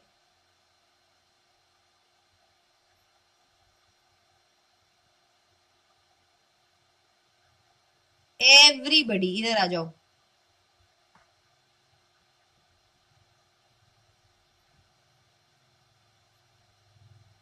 एक मिनट है, मैं आपको एक क्वेश्चन करवाती हूं।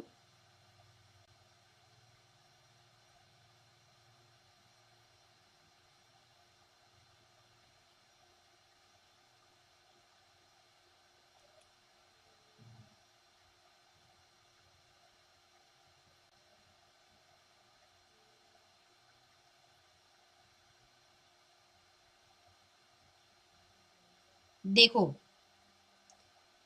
ये क्वेश्चन देखना सभी बच्चे। क्वेश्चन क्या कहता है, रीड विद मी।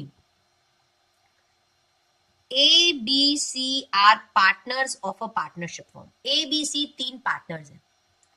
ये लोग क्या काम कर रहे हैं, अपार्टमेंट्स वगैरह को कंस्ट्रक्ट करते हैं, कंस्ट्रक्शन का काम कर रहे हैं। बी जो है इनमें से एक पार्टनर जो है ना बी, वो खुद होलसेल डीलर है आयरन बार्स का। ये आयरन के रॉड वगैरह क्या करता है, बेचने का इसका होलसेल का काम है। एज अ होलसेलर बी, क्योंकि होलसेलर है, माल बेचता है, रॉड वगैरह बेचता है आयरन की, B is well aware of the market. B को मार्केट के कंडीशंस के बारे में पता है। बी को पता है कि आयरन का भाव आगे जाके महंगा होने वाला है या सस्ता होने वाला है, बी को पूरा पता था।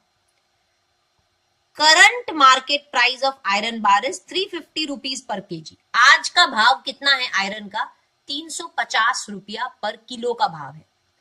बी को बेटा पहले ही पता था कि भाव बढ़ने वाला है, आज का भाव बहुत ही बढ़ा हुआ भाव है, बी को पता था कि भाव बढ़ने वाला है, तो बहुत पहले ही बी ने क्या कर लिया था, 1000 केजी आयरन बार 200 रुपए पर केजी पे खरीद के रख लिया था। उसको पता था प्राइस हाइक होने वाली है, उसको पता था 350 रुपए का हो जाएगा भाव, तो उसको पता था, ये पहले ही पता था, तो उसने पहले से परचेज करके रखा, क्या 1000 किलो परचेज करके रखा 200 रुपए पर केजी पे। अब उसने क्या किया, बी ने कितने पे खरीदा ये माल, खुद ने 200 रुपए पर केजी पे खरीदा, और अब बी यही माल, यही आयरन फर्म को सप्लाई कर रहा है। बी के पास उसके गोडाउन में 200 रुपए पर केजी पे खरीदा हुआ आयरन बार पड़ा था, और बी यही क्या कर रहा है, फर्म को दे रहा है कितने पे, आज के भाव पे 350 रुपए के भाव पे। तो मुझे बताओ, क्या आप यहाँ पे कौन सा सेक्शन अट्रैक्ट हो जाता है, सेक्शन 16। मेरे को एक बात बताओ, क्या आप फर्म के साथ ट्रांजैक्शंस करके प्रॉफिट कमाने की कोशिश कर रहे हो क्या?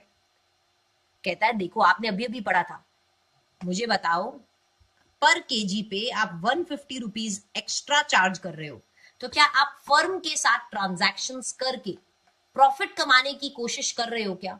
यस, तो आपको ये पैसा फर्म को ही देना पड़ेगा। यही सेक्शन 16 काम बात कर रहा था। कहता है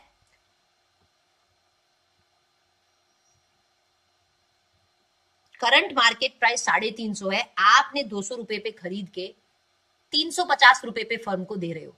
कहता है पार्टनर्स में अगर कॉन्ट्रैक्ट नहीं भी है, क्या बी लाइबल है क्या टू पे द फर्म एक्स्ट्रा मनी? जो भी आपने 150 रुपया पर केजी पे कमाया है, क्या बी को ये पैसा फर्म को देना पड़ेगा? द आंसर इज यस, देना पड़ेगा। क्यों? सेक्शन 16 कहता है if any partner derives any profit from any transactions of the firm, firm के साथ ट्रांजैक्शन करके या फर्म की प्रॉपर्टी को यूज करके या फर्म के बिजनेस कनेक्शन को यूज करके, अगर आप या फर्म के नाम को यूज करके अगर आप कोई भी पैसा कमा रहे हो, तो you shall pay it to the firm, firm को देना पड़ेगा। या if you carry on any business, या अगर आप कोई ऐसा धंधा कर रहे हो which is competing with that of the firm, then you shall pay the firm profits made. जो भी आपने प्रॉफिट कमाया आपको फर्म को देना पड़ेगा। This is your section number 16 जो मैंने आपको अभी अभी पढ़ाया था। सारे बच्चे समझ गए? एवरीबडी, आई होप आपको ये चीज समझा। तो ये मैंने आपको जो सेक्शन अभी पढ़ाया है ना, उसी के ऊपर एक क्वेश्चन करवाया है। Okay, this is your section number 16 बेटा। फर्म के साथ ट्रांजैक्शन करके, फर्म के प्रॉपर्टी को यूज करके, फर्म के बिजनेस कनेक्शन को यूज करके अगर कोई पैसा कमाओगे तो वो पैसा आपको फर्म को दे देना पड़ेगा। ओके, सिंपल है। ओके ओके, एक छोटी सी बात है चेंज इन कॉन्स्टिट्यूशन की। फर्म का कॉन्स्टिट्यूशन कब बदल जाता है? देखो हम कहते हैं फर्म का कॉन्स्टिट्यूशन बदल गया, अरे फर्म का कॉन्स्टिट्यूशन बदल गया। फर्म का कॉन्स्टिट्यूशन कब बदल जाता है? जब कोई नया पार्टनर आ जाता है, या एग्जिस्टिंग पार्टनर की डेथ हो जाती है, या वो छोड़ के चला जाता है। या तो कोई नया आया, या एग्जिस्टिंग वाला रिटायर हो गया या मर गया, या पार्टनर कोई ऐसा बिजनेस कर रहे हैं other than the original one.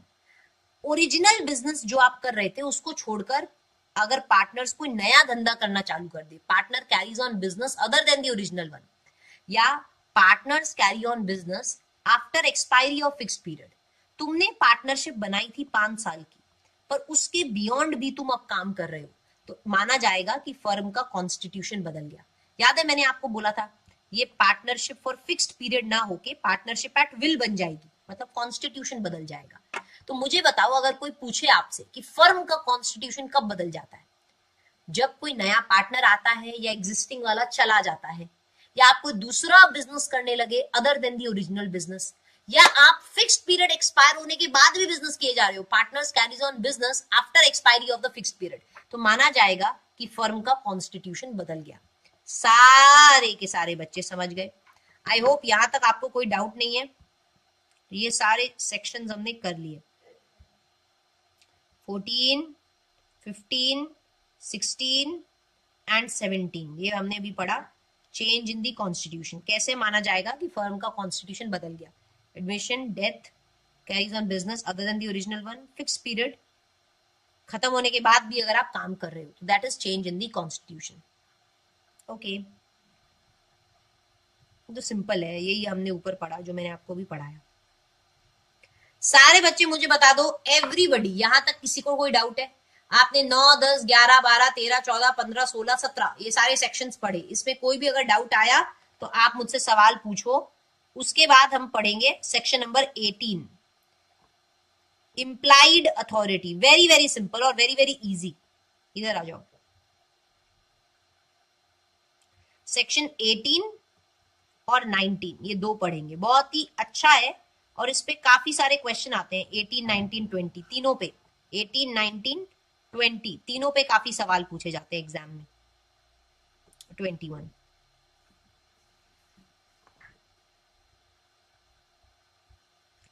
चलो, I give you a break for 5 minutes. अगर किसी का कोई डाउट है तो मुझसे पूछेंगे ये 5 मिनट में।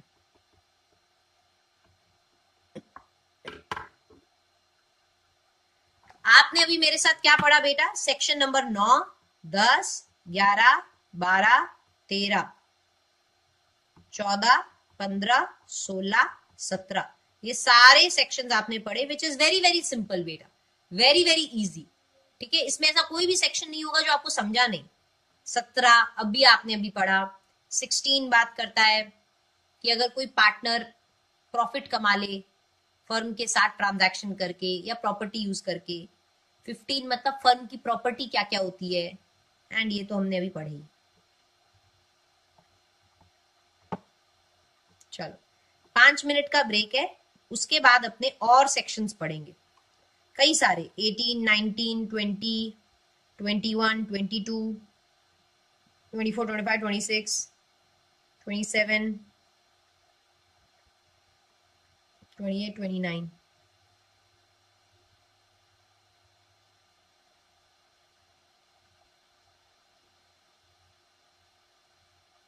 चलिए,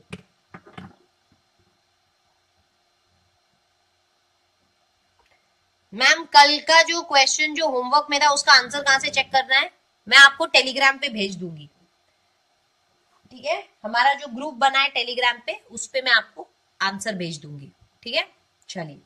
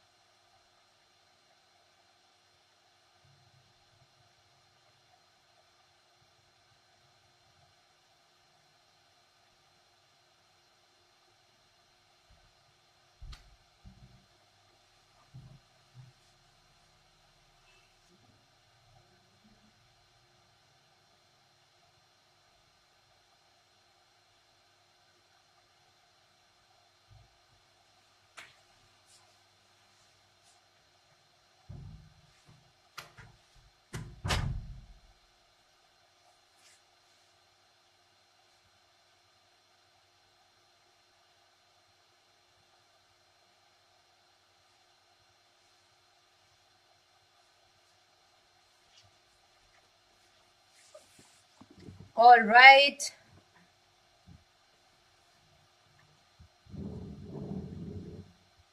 Okay.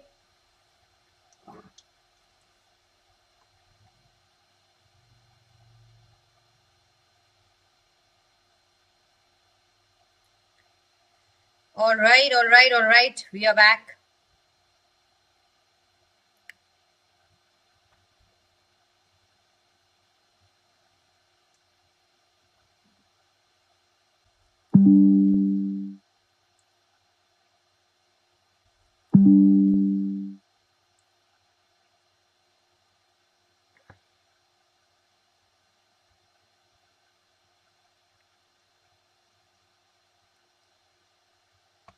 हम्म।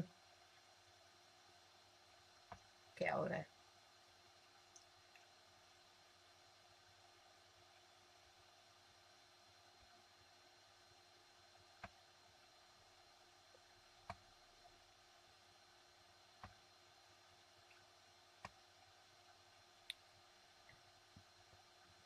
चलिए,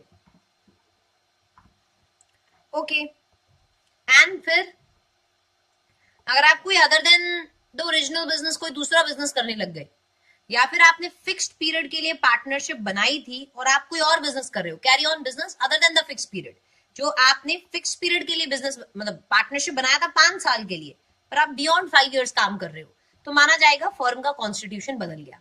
ठीक है।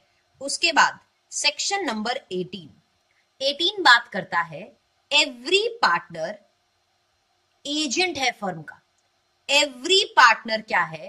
फर्म का एजेंट। अब मुझे बताओ, फर्म में अगर 4 लोग हैं, A B C D, firm के पार्टनर्स कितने हैं? 4। A B C D 4 partners है फर्म के। तो एवरी पार्टनर क्या माना जाता है? फर्म के बिजनेस के लिए फर्म का एजेंट माना जाता है। ए बी सी डी ये जो 4 पार्टनर्स हैं, ये क्या माने जाएंगे? फर्म के एजेंट माने जाएंगे। ये फर्म के लिए क्या कर सकते हैं? ट्रांजैक्शंस, फर्म के लिए काम धंधा कर सकते हैं। तो सेक्शन नंबर 18 क्या कहता है?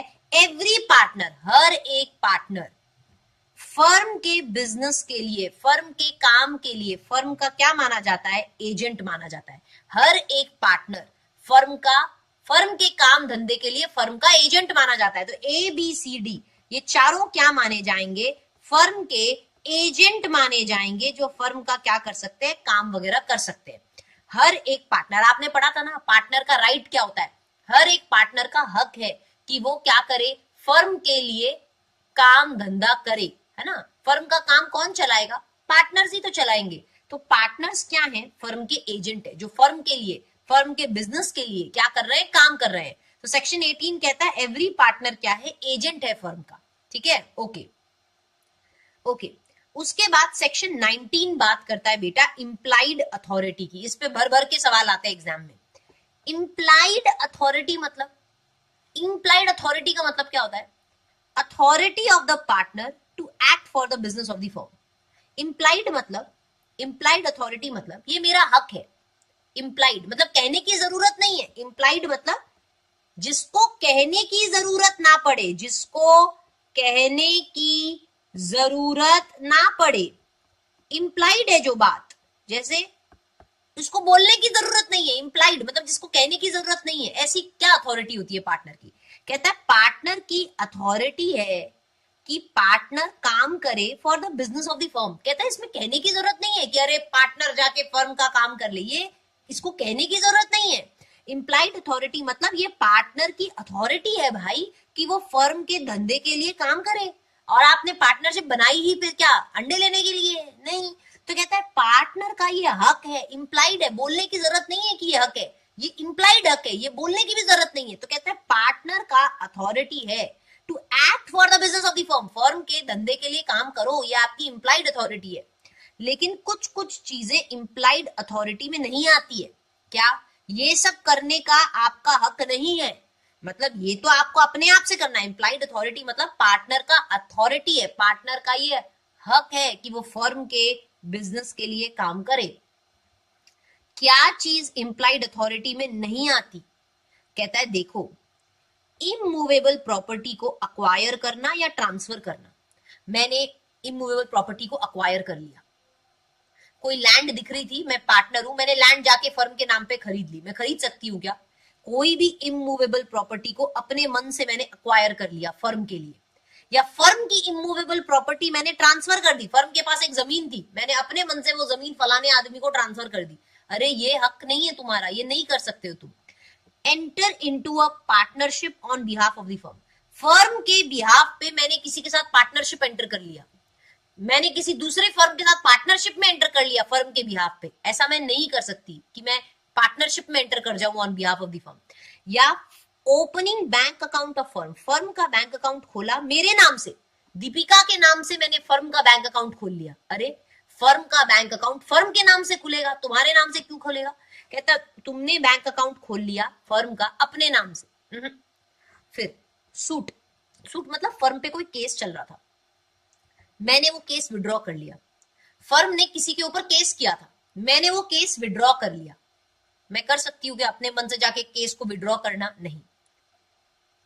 Admit a liability in a suit, मैंने फर्म का किसी के साथ केस चल रहा था, मैंने जाके बीच में बोल दिया हाँ हमारी गलती है, हम लाइबिलिटी देंगे, अरे admit a liability in a suit मतलब कोई केस चल रहा था फर्म का, मैंने जाके बीच में कह दिया अरे गलती हमारी है, हम पैसा भुगतान करेंगे, अरे आप किसी सूट को विड्रॉ नहीं कर सकते, आप कोई लाइबिलिटी स्वीकार नहीं कर सकते ऐसे ही जाके, नहीं। Admit a liability in a suit. Compromise a suit, मैंने एक क्लेम कॉम्प्रोमाइज कर दिया, अरे हमें पैसे की जरूरत नहीं है, हमें मत दो, फर्म पे कोई केस चल रहा था, फर्म को कोई क्लेम मिल रहा था, मैंने क्लेम कॉम्प्रोमाइज कर दिया कि अरे नहीं चाहिए, जाने दो जाने दो, कॉम्प्रोमाइज कर दिया एक क्लेम, ये नहीं कर सकते। तो मेरे साथ एक्शन करो, किसी केस को विड्रॉ कर लेना, या किसी केस में लाइबिलिटी एक्सेप्ट कर लेना, या किसी क्लेम को कॉम्प्रोमाइज कर देना, नहीं कर सकते तुम। अच्छा, submit a dispute to arbitrary, arbitrary क्या होता है? आई होप आपको पता है।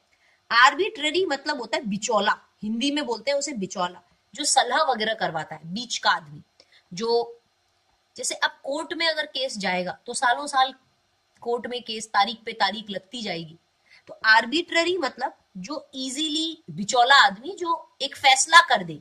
तो आप अपने मन से किसी डिस्प्यूट को आर्बिट्ररी के पास सबमिट नहीं कर सकते कि अरे चलो चलो चलो इस केस को आर्बिट्ररी के पास सबमिट कर दो, नहीं, आप अपने मन से ये काम नहीं कर सकते। कहता है देखो आपकी अथॉरिटी है, फर्म के लिए काम करने की आपकी अथॉरिटी है, पर उनमें ये सब काम नहीं आता।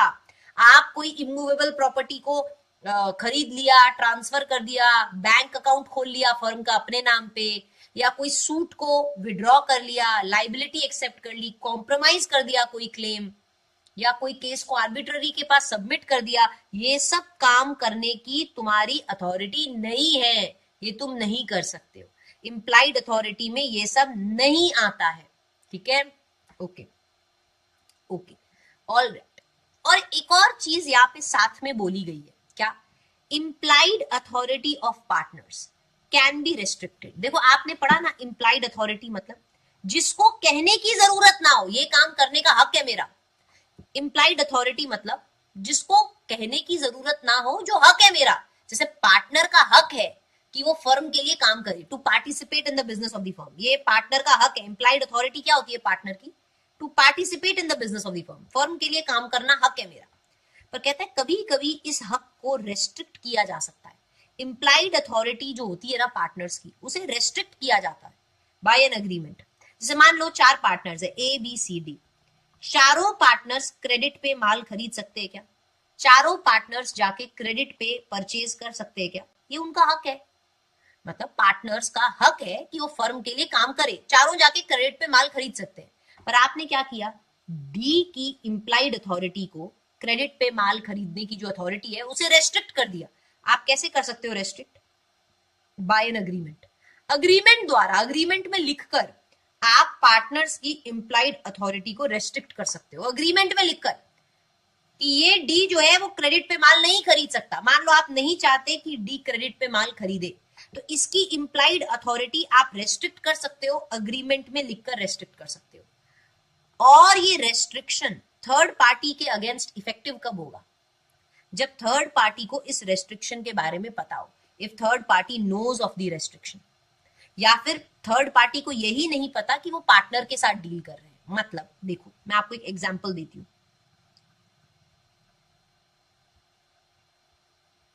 देखो, 4 पार्टनर्स थे, ए बी सी डी। चारों पार्टनर्स का हक है क्रेडिट पे माल खरीदने का। आपने डी का, ये जो इंप्लाइड अथॉरिटी है, आपने डी की इंप्लाइड अथॉरिटी को रेस्ट्रिक्ट कर दिया, अग्रीमेंट में लिखकर रेस्ट्रिक्ट कर दिया। क्या? कि डी क्रेडिट पे परचेज नहीं कर सकता, डी क्रेडिट पे परचेज नहीं कर सकता। उसका हक है वैसे तो परचेज करने का, पर आपने इस हक को रेस्ट्रिक्ट कर दिया। ठीक है, ओके। अब एक्स ने क्या किया? एक्स एक बाहर का थर्ड पार्टी है। एक्स ने डी को माल क्रेडिट पे बेच दिया। एक्स को पता ही नहीं था, या मान लो एक्स को पता था, एक्स को नॉलेज थी क्या? कि डी की इंप्लाइड अथॉरिटी क्रेडिट पे माल खरीदने की वो रेस्ट्रिक्टेड है। डी को पूरा पता था, डी को नॉलेज था, फिर भी डी ने क्या कर दिया? एक्स को 50,000 का सामान क्रेडिट पे बेच दिया। अब डी पैसे नहीं दे रहा, डी एक्स को पैसे नहीं दे रहा। क्या एक्स जाके फर्म से ये पैसा ले सकता है? क्या एक्स जाके एबीसी के पास जाके बोल सकता है क्या पैसा दो? एक्स नहीं बोल सकता, क्योंकि एक्स को ये पता था, एक्स थर्ड पार्टी है, थर्ड पार्टी को ये नॉलेज थी कि डी का क्रेडिट पे माल खरीदने का जो अथॉरिटी है वो रेस्ट्रिक्टेड है, उसको नहीं देना है क्रेडिट पे माल, डी को नहीं देना है, ऐसा एक्स को पता था। फिर भी पता होने के बावजूद भी उसने डी को क्रेडिट पे माल बेच दिया। तो अब क्या है? अब डी एक्स ये पैसा फर्म से नहीं ले सकता। ठीक है, तो ये क्या कह रहा है? देखो, ये क्या कह रहा है? Restriction shall be effective against third party.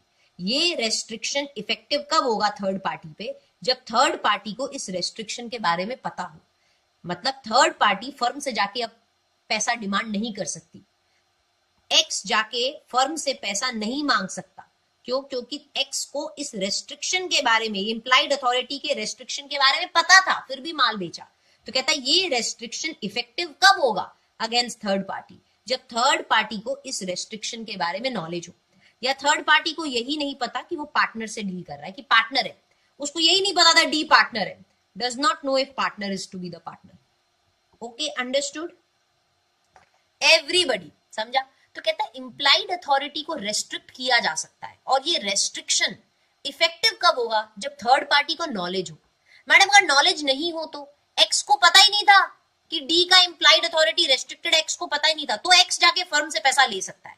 कहता है ये रेस्ट्रिक्शन इफेक्टिव कब होगा? जब थर्ड पार्टी को नॉलेज है, या he does not no partner है क्या, वो डी पार्टनर है, मुझे तो यही नहीं पता था, तो वो अलग बात है।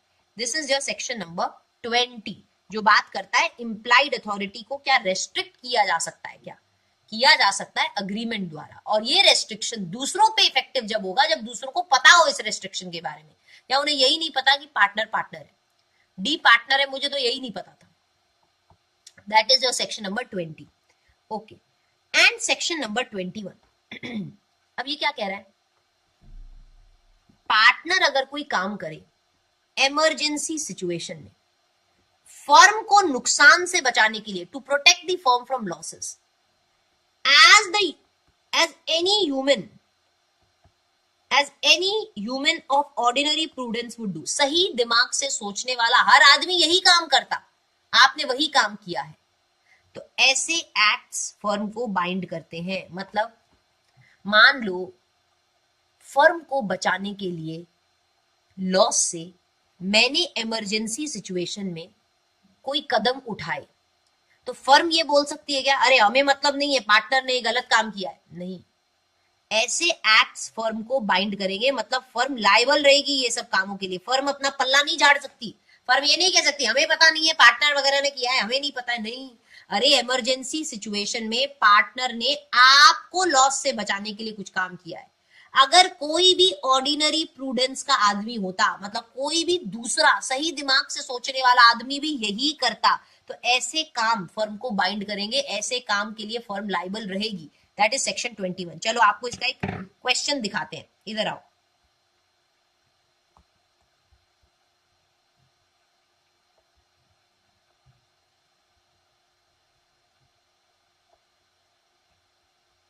एक मिनट,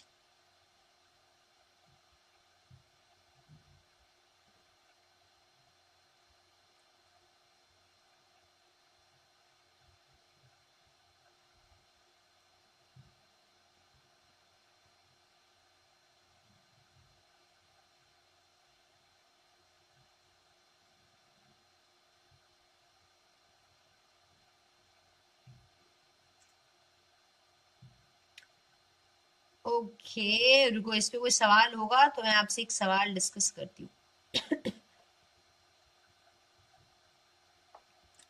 फिलहाल नहीं दिख रहा, लेकिन इसके ऊपर मैं आपसे क्वेश्चन जरूर डिस्कस करने वाली हूँ।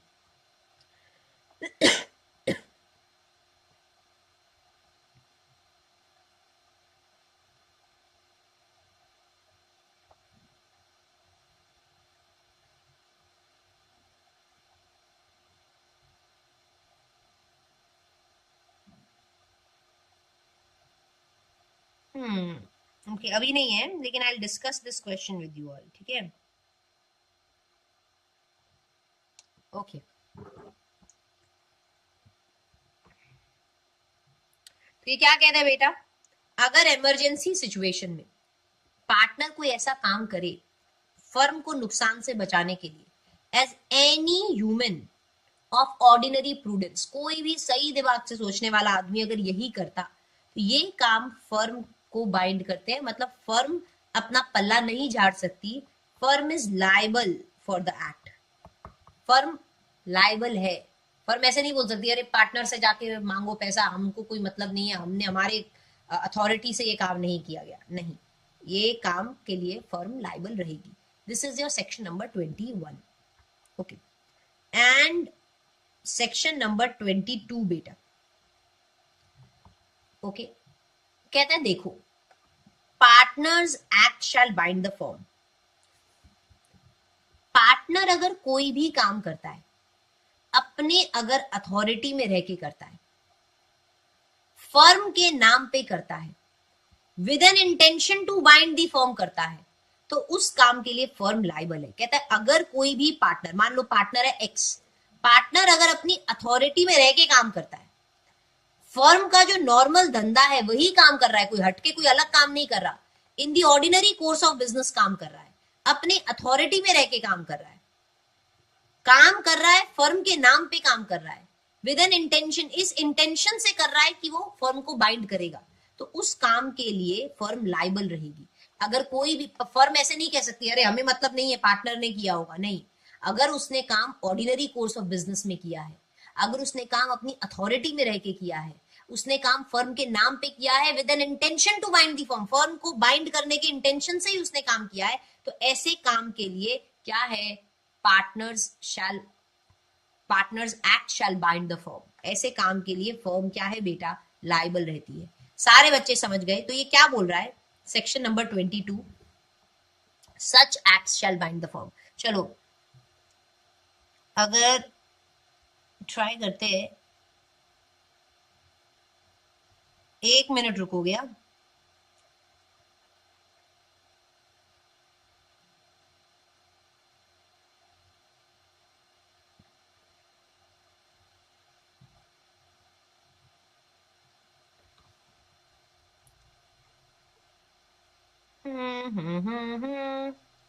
एवरीबडी, तब तक आप मुझे बताओगे, कोई डाउट वगैरह है तो कुछ पूछ सकते हो आप लोग।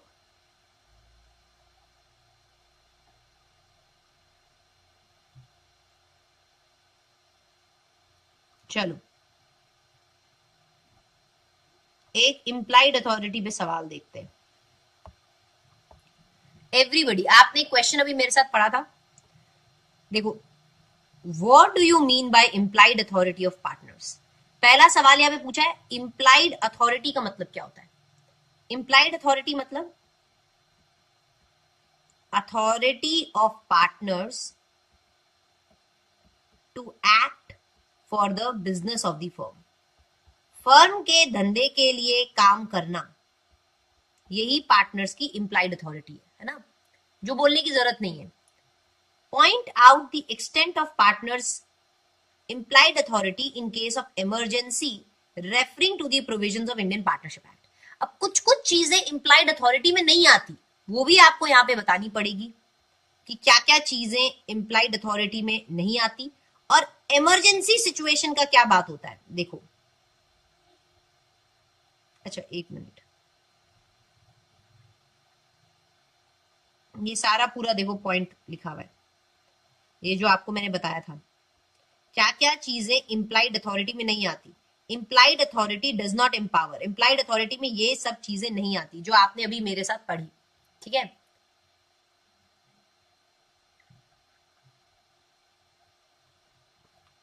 और तो बस सिंपल है।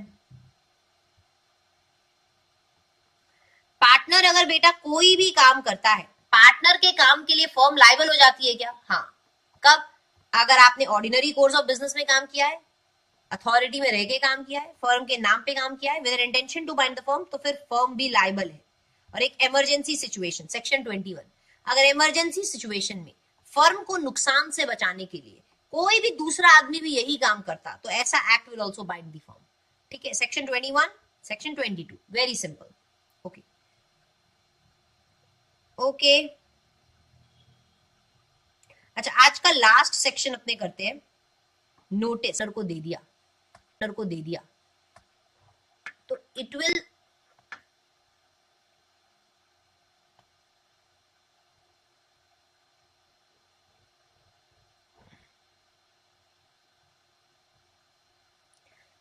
Operate as a notice to the firm. Firm को नोटिस दे दिया ऐसा माना जाता है। ठीक है, इस क्वेश्चन में explain the situation when partner has no, नहीं आपको काव्या इंप्लाइड अथॉरिटी क्या होती है वो तो बताना ही है। इंप्लाइड अथॉरिटी में क्या नहीं आता है वो भी बताना है इस क्वेश्चन में। आपको ये तो बताना ही है इंप्लाइड अथॉरिटी क्या होती है, इंप्लाइड अथॉरिटी में क्या नहीं आता है वो भी बताना होगा। ठीक है, ओके। तो अगर आपने, तो सिंपल है सेक्शन 24, अगर आपने कोई एक्टिव पार्टनर को नोटिस दे दिया फर्म के काम, ये इंपॉर्टेंट है, फर्म के कामकाज को लेके, फर्म के अफेयर्स को लेके अगर आपने एक्टिव पार्टनर को नोटिस दे दिया तो it will operate as a notice to the firm, कि आपने फर्म को नोटिस दे दिया ऐसा माना जाता है। ठीक है, ओके चलिए। अच्छा, और नहीं करेंगे, बाकी इस यूनिट में अब ज्यादा नहीं बचा है, थोड़ा थोड़ा सेक्शंस बचा है जिसको अपने कल की क्लास में कंप्लीट कर लेंगे। ठीक है, चलो बचा हुआ हम कल की क्लास में कर लेंगे। आई होप आपको पता चल गया। चलो आपको एक सवाल देते हैं, हम होमवर्क में एक क्वेश्चन देंगे अभी। एवरीबडी आप एक होमवर्क क्वेश्चन ले लो, चलो आ जाओ।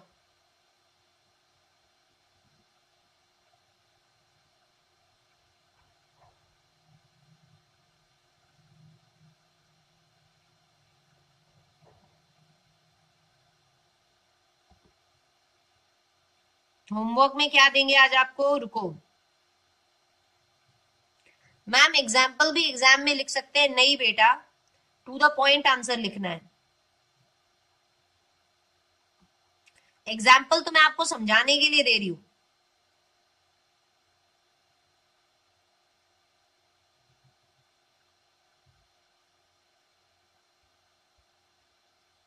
ये आपका क्या है, होमवर्क है।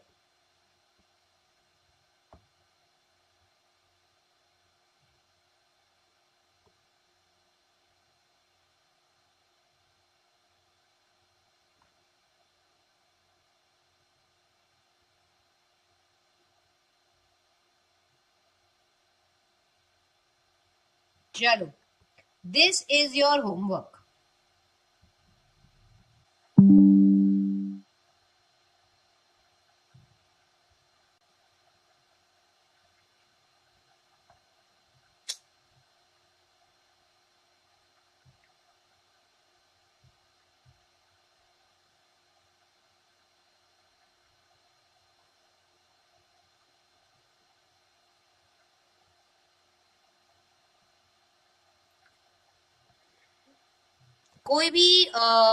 कोई भी क्वेश्चन को जब आप एग्जाम में लिखते हो तो उसको 3 पार्ट्स में डिवाइड करके लिखो।